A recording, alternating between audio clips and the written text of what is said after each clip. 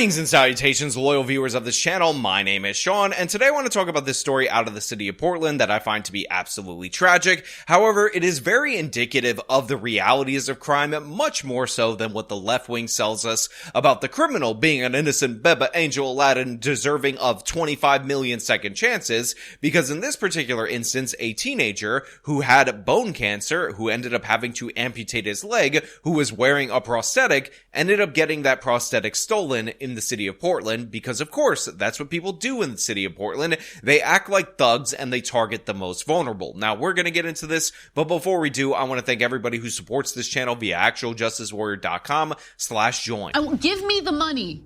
Give me the money. Okay? Atticus Root has battled bone cancer on and off since he was 13.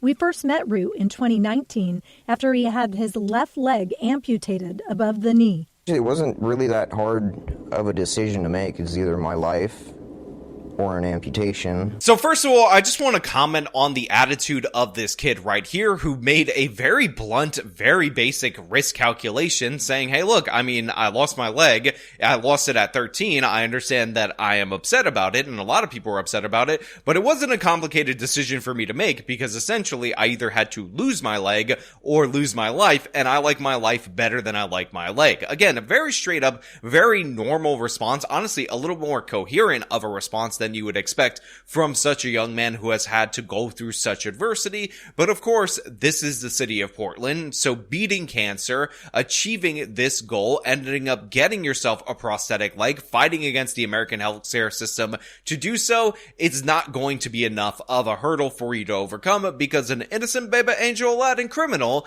needs to have that leg more than you because honestly, you're a little bit privileged because you're still a white person. Now, without going off on too much of a tangent, I would be remiss to point out that Ted Wheeler, the mayor of Portland, the guy who allowed Antifa to riot over and over and over again across his city, who is the mayor and police commissioner in the city of Portland, which is crazy in my opinion, allowed that to occur and on his outgoing statement said that he had to deal with all this stuff, but then things got really crazy when these Antifa Black Lives Matter rioters showed up at his house. You know, this had an effect on your personal life too.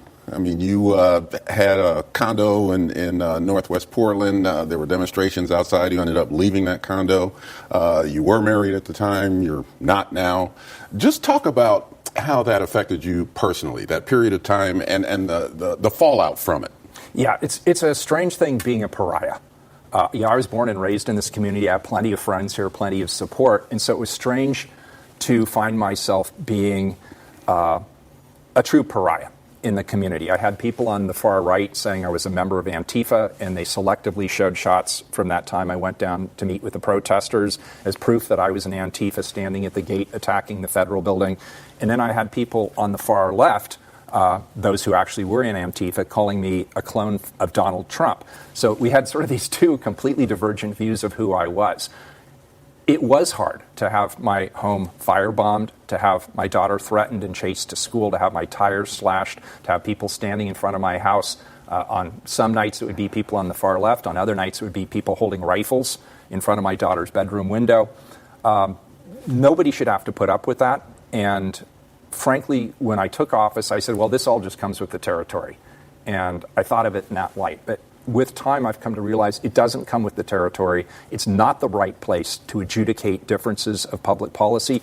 We have city council, we have chambers, we have open communications, and I encourage people to use those tools and not resort to violence when it comes to political differences. And of course, that is the kind of attitude that these people have that are in power in the city of Portland, where they don't give a damn about the people who are victimized by criminals unless it directly affects them. You could riot and destroy Portland, steal all these different things, but the left-wing progressives in Portland aren't going to do a damn thing for you unless, of course, it impacts them, or you can actually shame them for this, and they should be shamed into catching and prosecuting this criminal. Root said he received chemotherapy for osteosarcoma found in his femur. His mother, Irene Veldstra, telling us with cancer, you have little control. I think as moms, we try to we want to have a magic wand and fix it, and we can't. Now, I know a lot of people are going to look directly at this mother and immediately assume that this is a woke left-wing progressive due to the fact that she has a shaved head, but I will point out for all of you guys that her son has cancer, and a lot of times people end up shaving their heads in solidarity with somebody that is going through chemotherapy because their hair ends up coming out, and they don't want them to feel as weird or as unusual as many people tend to feel when they end up losing their hair. So just hold up on that assertion right there. Everybody calm down. I know she has the glasses, but let's be honest. This is a mother. She is in Portland. She may vote Democrat. That doesn't really matter to me. Her son had cancer and his prosthetic leg got stolen. And to me, that is the focus of this rather than the political sins of her voting history that I know some of you, and I mean some of you, are going to write about in the comments. I don't want people who are left-wing to be victimized by criminals. I don't want people who are right-wing to be victimized by criminals. One of the reasons why on this channel we talk about black crime is because typically the victims of black crime are black people themselves. Why we talk about crime in Latino communities is because the victims of those crimes are Latino themselves. We're not trying to throw these people under the bus just because they may visually, even though I just explained why she probably has a shaved head, they look like people who may disagree with us. Get it? Got it? Good. Let's move on. Soon after this, Atticus received a prosthetic, complete with a leg, knee, and running blade similar to this one. It was custom made to fit his body, costing about $8,000.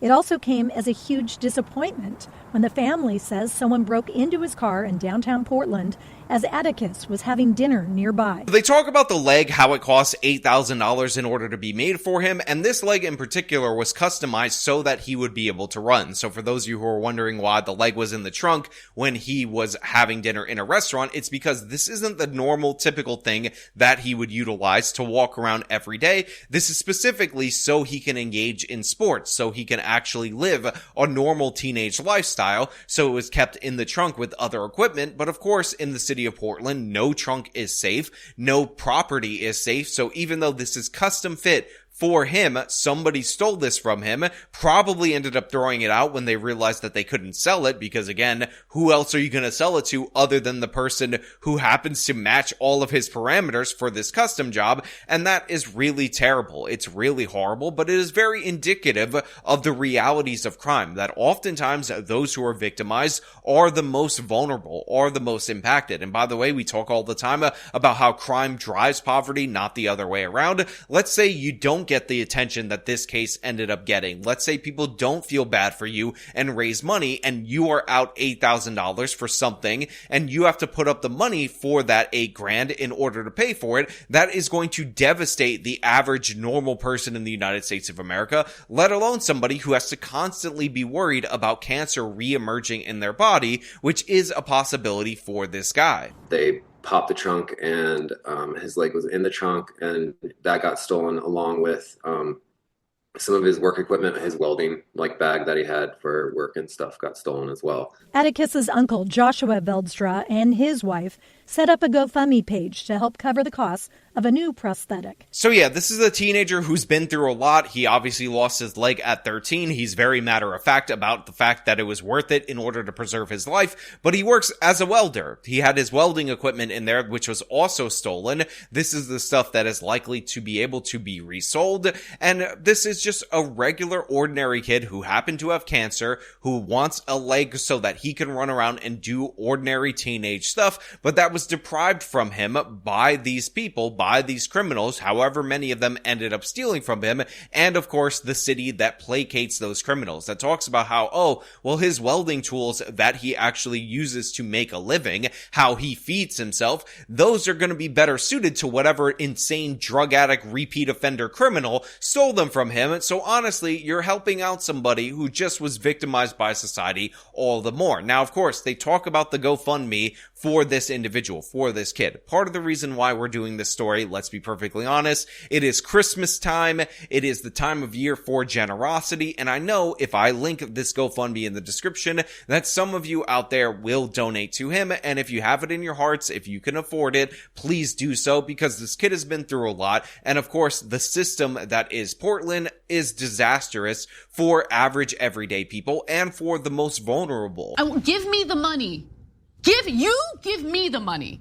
Okay? Again, this kid is absolutely devastated by this loss, although he's stone-facing it like a man, but I'm talking about the financial devastation of this, of not just the leg, but the equipment, and of course, in a city like Portland, where they're likely never going to catch this criminal. They're likely going to have this criminal repeat offend over and over and over again, so I will give you guys the opportunity to try to contribute, again, if you can afford it, no pressure. This is not me trying to attack you if you don't do so, or if you don't care, because, you know, it's just a kind thing to do. Knowing it's one small thing they can do to help. He was starting to feel a lot better with everything, with his leg, and it's just like, it just seems like you can't catch a break type of situation. Look, I fully agree with this guy's assessment. When I watched this story, when I went over the details of this particular case, I also got that feeling that this kid just can't catch a break. Again, he took cancer like a champ. He very matter-of-factly said he would happily give up his leg for his life, and people got together. They ended up getting him this prosthetic so he could live a normal life, but some criminal, some thug, some Aladdin innocent baby angel, according to the left wing, stole that from him, and it would be nice if people could restore that. That being said, it would also be nice if we had information on the suspect, if we could bring this person to justice, if we can name him and shame him, because if you're going to steal a prosthetic from a kid that had cancer, what kind of monster are you? And unfortunately, these stories I've seen reported multiple different times across this country because people, these criminals, have no conscience. They have no regard for humanity, which is one of the reasons why I'm so against this idea of hyper talking about the circumstances or whatever when they don't give a damn about any of the people's circumstances that they rob, that they negatively impact. But you know what? Those are just my thoughts. I want to know what you guys think down in the comments below. If you like this video, then show them by leaving a like, subscribe for more content, follow me on the social medias, support me via the support links in the description of this video. This has been me talking about a robber stealing a prosthetic leg from a cancer survivor. Till next time.